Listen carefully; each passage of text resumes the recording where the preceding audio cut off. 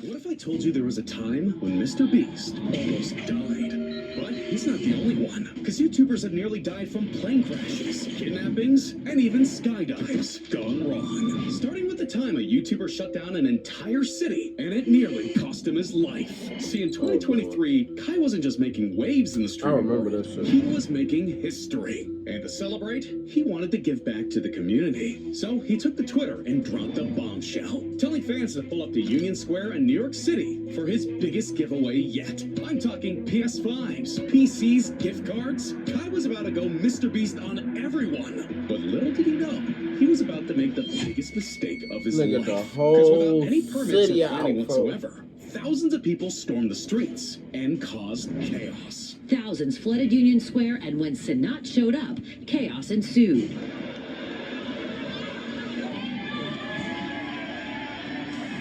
Yeah, I would have hated for my car to be parked on that. Damn! NYPD confirms the crowd was largely made of thousands of underage teenagers.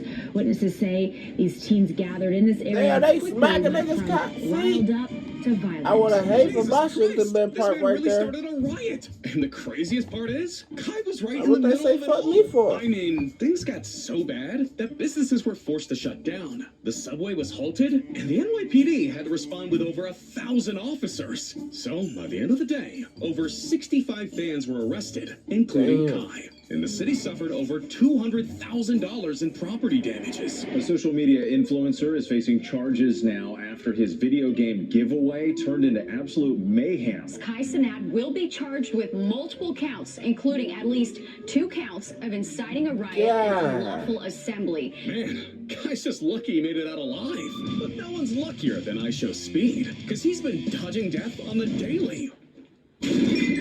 See, Speed's someone that spends hundreds of thousands of dollars on security, so you'd think he'd be safe, right? Well, Speed had other plans.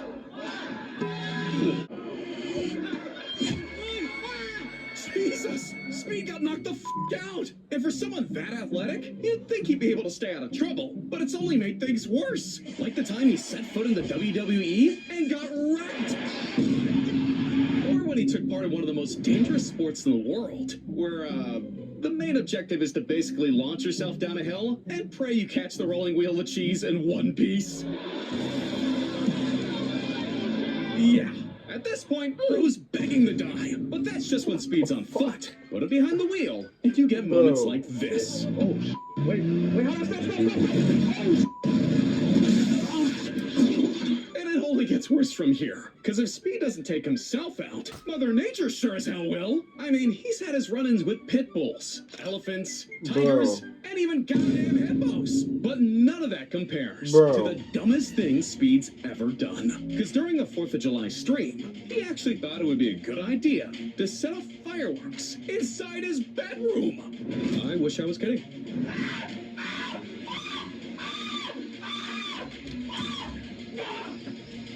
Man, it was just dumb. But our next YouTuber was down bad. Because what happened to Trevor Jacob not only cost him his career, it nearly cost him his life. Oh, no. Trevor isn't just any ordinary YouTuber. He's an Olympian, licensed pilot, and a full-blown adrenaline junkie who's pulled off all kinds of crazy stunts. From skating off rooftops to skydiving from rope swings. The man's nuts. But in 2015, there was a meaning behind the madness. Because after losing his best friend in a base jump accident, Trevor wanted to honor him the only way he knew how. So he set out on a tribute flight to Mammoth Mountain in California, where he planned to spread his ashes from the sky. But that's when things went horribly wrong. Because all of a sudden, the plane's engine failed, leaving him with only one option.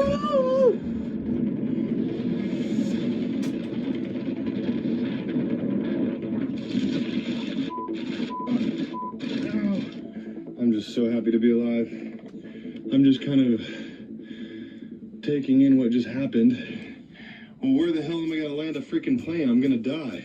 That's why I always freaking fly with a parachute. Now, thankfully, Trevor was able to pull off an emergency landing. And for a while, it seemed like one big freak accident. That was until an investigation was launched. And immediately, things didn't add up. Like Trevor claimed he couldn't remember where the crash happened, despite going back twice to recover his cameras. And the more investigators reviewed the footage, the less it made sense. Because not only did he open the cabin door before the engine failed, but he never called for help, never tried to restart the engine, and made zero effort to land safely. But the biggest red flag came when they discovered the wreckage had been cleared, leaving them with only one reasonable conclusion. When I jumped out of the plane, I jumped and I'm like, you just made the biggest mistake of your life. I did pretend that, you know, the engine died and kind of made the saga of the video. You were acting a bit? Yeah. Stop it. Get some help. When I jumped out of that plane, I had no idea I committed any type of crime whatsoever. It turned out that I actually committed 5 felonies. Bro really faked a plane crash for clout? And it... I mean, I can't be surprised. If he was gonna do it anyway, that mean he got money to buy another one. Me personally, And it blew up in his face! Because not only did he plead guilty to obstructing a federal my only investigation, blame, I he ain't also doing it. lost his pilot license and was sentenced to 6 months in prison. Damn. I see why he tried to hide this story. But Jack Doherty's story is one that everyone should know. Because what if I told you that? He literally predicted his near-death experience while live streaming. Yeah. See, at just 19 years old, Jack copped his dream car. A brand new this one is- $200,000 McLaren 570S. I'm about to say, this And one is- this thing is no joke. I thought he crashed the blue. 562 horsepower, hits 0 to 60 in 3.1 seconds, and tops out at 204 miles per hour. So of course, Jack had to go and drop even more money using his ride. This was the car of his dreams. But just a year later, that dream would turn into a nightmare. Because on a rainy day in Miami, Jack was out driving his McLaren while live streaming when this happened. I'm most likely going to crash his car. Back with another milk. Help!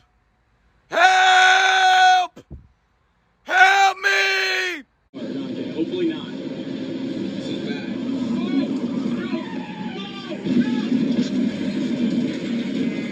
Yeah. Holy crap! Jack got hit bad. And even though he walked away without a scratch, his 200 grand McLaren wasn't as lucky. Damn, this guy's life really flashed in the blink of an eye. But the same can't be said for this next YouTuber, because Nikocado Avocado spent years nearly eating himself to death. See, I don't when Nick even first know joined if I can YouTube, watch he weighed this just shit. 155 pounds, living off nothing but vegan meals and vegetables. But in 2016, everything changed. The plant-based meals disappeared. The food got bigger, greasier, and the guy who once preached health was scarfing down cheeseburgers. Fast forward a couple years, Oh and my he found the secret God. ingredient to YouTube fame: mukbangs. Hey, I ain't gonna lie. Suddenly, he was feet I ain't gonna lie. I ain't gonna one here. bangs I ain't from watching that. grave. And in 2024, that's exactly what fans thought happened. Because Nick disappeared from the internet, leaving fans wondering if all that food had finally caught up with him. But just a few months later, he was back and broke the internet. Today I woke up from a very long dream. And I also woke up having lost 250 pounds off of my body. Yeah, Nick made a complete transformation, losing 250 pounds and going from fat to fit. But Jeff Whittek had a lot more to lose than just fat. What? How did huh? Because what You could do so, For what? Back in the summer of 2020, the Vlog Squad was out at Bear Lake in Utah, filming content for a special occasion, David's YouTube comeback. Yeah, David wanted to go big, so he rented out an excavator, ready to swing his friends through the air. And at first, this looked just like another vlog, but when it was Jeff's turn to step up, his life would never be the same again.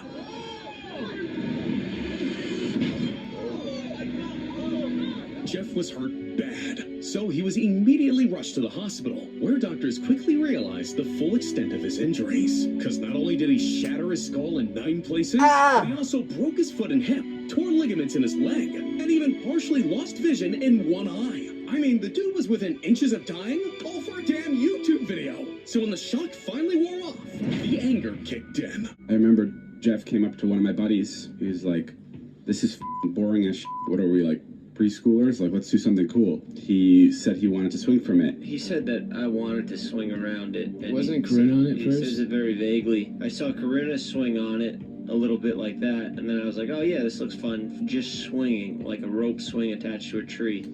Not whipping the fucking thing around 60 miles per hour. I hopped on the rope to fucking do the first part. You just swing back and forth. It's a swing. When the Not excavator while the was fucking thing is swinging fast. That was never discussed.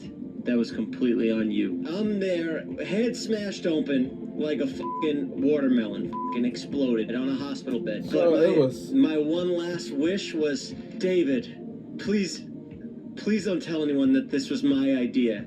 Are you fucking out of your mind? Are you that fucking sick in the head? You sick sociopath. And a couple years later, after countless surgeries, Jeff finally decided to hold David accountable, suing his ass for negligence, intentional harm, and reckless behavior, seeking $10 million in damages. Damn! No one saw that coming. But what they really didn't expect was what happened to TGF. Because what started as just another video ended up being the scariest day of their lives. You see, every year leading up to 2020, Jay and Romel dropped their iconic Extreme Christmas Calendar series. What the fuck? A daily countdown to Christmas, where every video was more extreme than the last. Oh my fucking day! Welcome back to Christmas Calendar. Oh my. But in 2017, there was one video that took stupid to a whole new level. Because for some reason, they decided to stick Jay's head into a goddamn microwave and load it with cement. I don't even know, like, I can't even tell you that, like. His head's not coming out. So at this point, I took my last breath that I physically could. That being because the front of my face was covered with like bricks and like solid plaster. You know when they say like your life flashes before your eyes? I thought it was over. Like I legit thought it was over. And I said to him, you can hear in the video when I say to you, I was like, I'm gonna die. Yeah, the microwave basically became a brick, leaving them with no other choice but to call 911 to rescue him. Now, you'd think that would be the end of the story, but people were pissed, calling for Jay's head on social media. So a day later, he took to YouTube to explain his side of the story. But the damage was already done, and people have been hating on him ever since. But I mean, the man got what he asked for, I guess. Now Logan Paul, on the other hand, his life was at risk for something completely out of his control. Because back on February 1st, 2018, he was attempting his first solo dive, and it nearly became his last. Your main parachute takes 3 to 6 seconds to open. I go to pull the ripcord. Pretty much right as I pull it, it gets stuck in this like little square shape. So I'm like, okay, I'm gonna, because you're still going up. Right, so I'm like, I'm gonna give this a second. Like it could still open up. It's happened before where it takes like a second longer to open up. But I'm also spinning. And about 4 seconds in, I realize the parachute's still not opening. Yeah. So eventually I'm like, I am gonna die. I'm gonna die. I look red. I grab red, I peel pull, just like they taught us, and my main parachute detaches, and I'm like, I hope my reserve works, literally. Peel pull is like, you are in your mind next to death. Next to death. Holy crap! Logan almost ended up like human pancake, but at least it was over in a couple of seconds. Because some YouTubers are so reckless, it's like they wanted to get killed.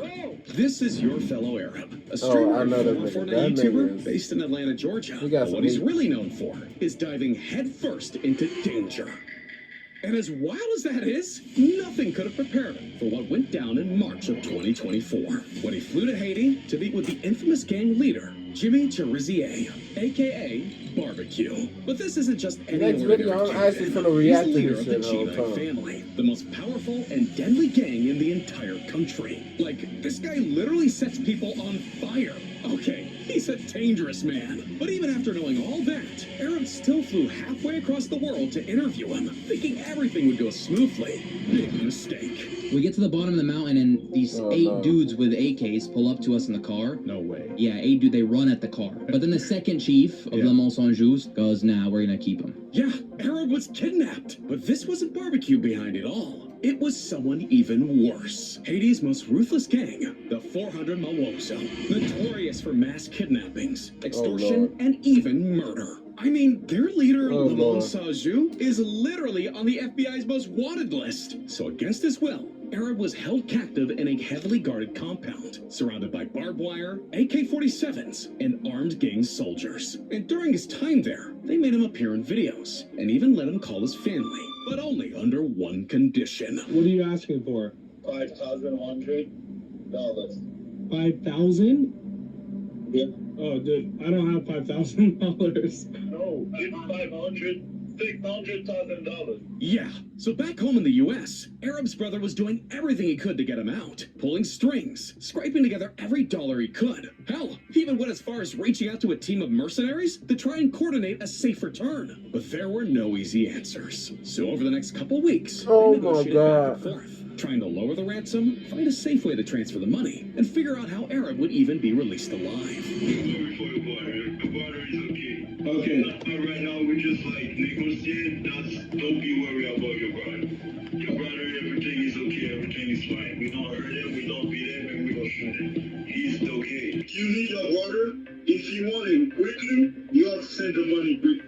Until finally, after 17 days in captivity, Arab was 17 released. Not days? because the gang had a change of heart or anything, but because they accepted a partial ransom of about 40 grand. Damn. Hopefully he'll think twice before trying to interview a fugitive again. But Mr. Beast didn't even have time to think, because he put himself in the hospital just to save his friend's life. Back in 2020, Jimmy had just wrapped up filming a video and was heading home This to is North young Carolina, Jimmy. when out of nowhere, things turned deadly. So, good night's sleep. We start our drive home. It's a 8-hour drive with me and like 2 of my other friends. And then my friend driving, he just says, "Can we pull over to a gas station? I don't feel too good." And I'm like looking at the road, and I turn and look to my left, and his head's just bobbling down the highway, and he's just like dead. So I instantly am like, this f***er fell asleep. So I grab the wheel. I'm sitting in the passenger seat. I'm just kind of like keeping the car going straight, and he's not waking up. And like his foot though is still on the gas, so we're like slowly going a little faster now. We're going like 80 or 85, and I have my hand on the steering wheel. I'm in the passenger seat. I mean, we're moving quick. Okay. He's like literally dead. You know, in my head, I'm like, I gotta take his foot off the gas. I gotta slow this car down. So I was just like, F it. And I just put my head below the wheel. I grabbed his foot and just threw it off the gas and slowly like pulled off. And I could hear the strip on the right tire. You were driving the car based on The strip. on The sound. hearing the Yeah, because I couldn't really see. And then I heard it on the left wheels, and I was like, okay, we're off the f***ing highway. I looked up to make sure, and I just slammed on the brakes. And we're off. We didn't hit a car. We're just on the side of the highway. Yeah, and if the story ended there, Jimmy would have been in the clear. But what happened next flipped the script completely. And then so I think everything's over. He comes back to life. His heart starts beating again, and he just stomps on the gas. He floated. Yeah, and so I, like, literally, we're on the side of the highway. I instantly bend back over to touch the brake, but I was like, we could go right on the road, just get hit 70 miles an hour. So I just yoinked the wheel to the right, so we just slammed into a concrete wall, and that just stopped the car. Yeah, and then my head's like bleeding, and I have marks everywhere. Jesus Christ! And all that in just a couple of seconds. Now that's crazy. But not as crazy as his world record. Because Mr. Beast pulled off something so ridiculous, it's never been done before. He's not the only one. Yeah, from a YouTuber that's been arrested so many times, it set a record. To another who lost millions of dollars in a single day. We have it all. So if you want to see more, then you need to click on this video right here.